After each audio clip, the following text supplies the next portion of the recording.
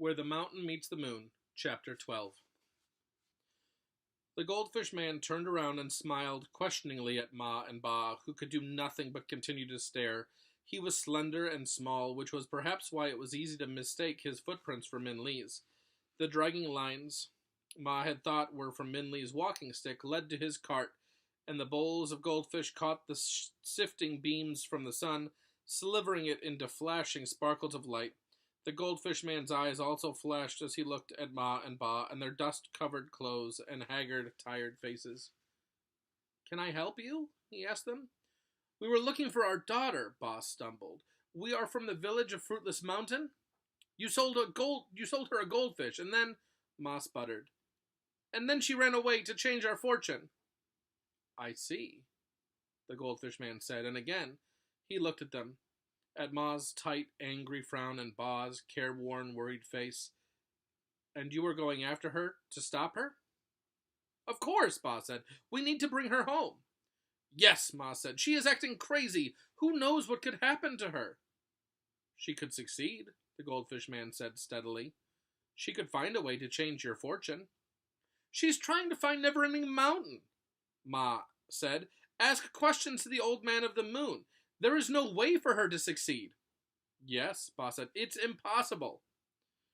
The goldfish man looked a third time at Ma and Ba, and this time they felt it. Under his gaze, Ma and Ba suddenly felt like freshly peeled oranges, and their words fell away from them. Inexplicably, they felt ashamed. "Let me tell you a story," the goldfish man said. The story of the goldfish man. My grandmother, Lao Lao, was a famous fortune teller. People from faraway villages would line up at our home, asking for lucky dates for weddings and predictions for their children. If she was ever wrong, we never heard of it. But a week before my 19th birthday, we heard her moaning in her room. When we rushed to her, we found her sitting on the floor with her fortune-telling stick spread around her. To my surprise, as soon as I entered the room, her piercing eyes fixed upon me. "You," she said. "You will die next week on your birthday." It was as if she had exploded a firecracker in the room. My parents and aunts and cousins burst into exclamations and wails. "It is true! It is true!" my grandmother insisted. "I have checked and rechecked over and over again, and the sticks always say the same. Next week, on his 19th birthday, he will die. That is his fortune." I could not believe it. How could this be? But my belief in my grandmother was unshakable. If she said so, it must be true.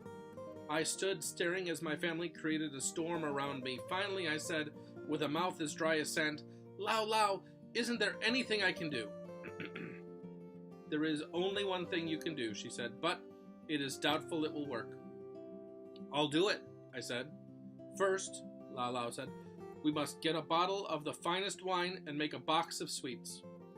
So, Lao Lao went to the rich magistrate of the town and persuaded him to give her a bottle of his best wine.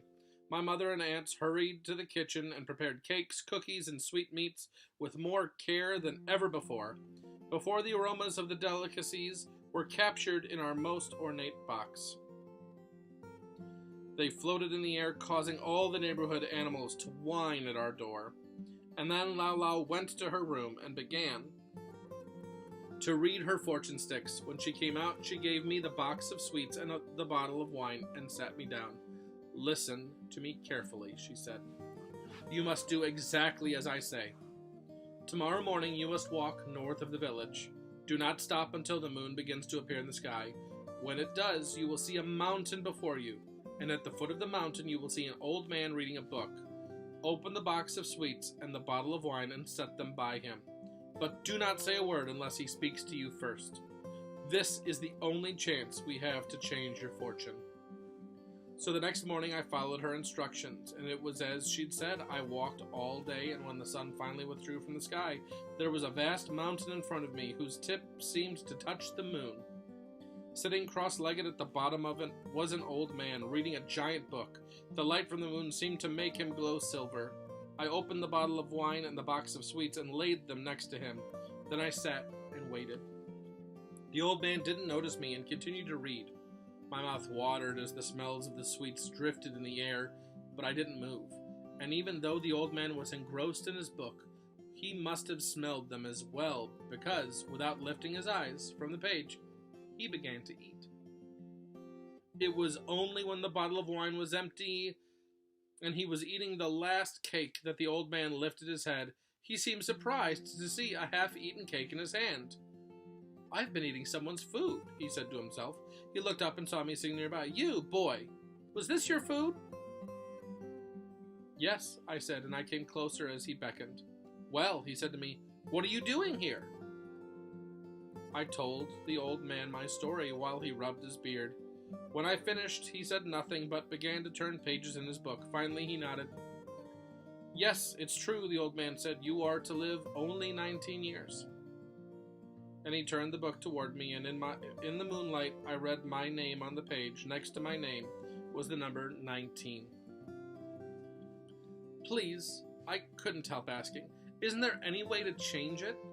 "Change it?" the old man asked, surprised at the thought. "Change the book of fortune?"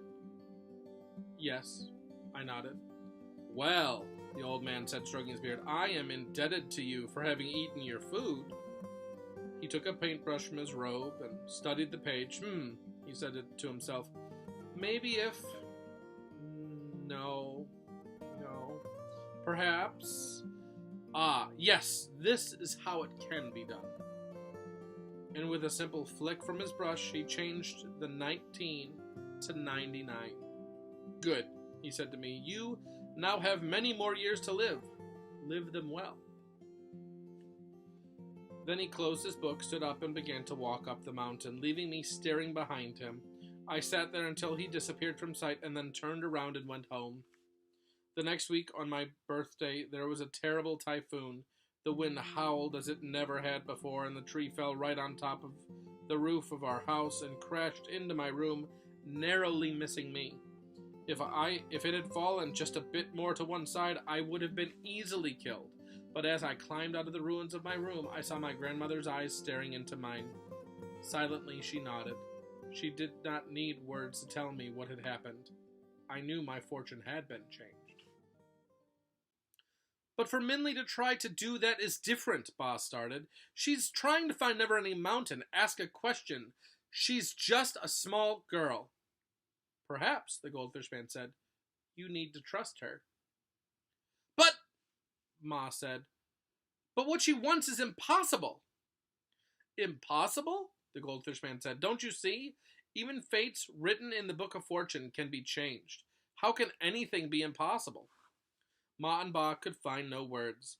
His eyes and the hundreds of eyes of the goldfish behind him seemed to silently scold them as they looked at the ground. The goldfish man shifted back his bag and turned toward his cart.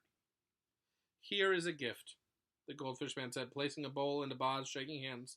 The fish, the pale silver color of the moon, circled in the bowl. "Perhaps if you cannot trust that your daughter will find Never-Ending Mountain, you should trust that she will return home to you. Because that is not impossible.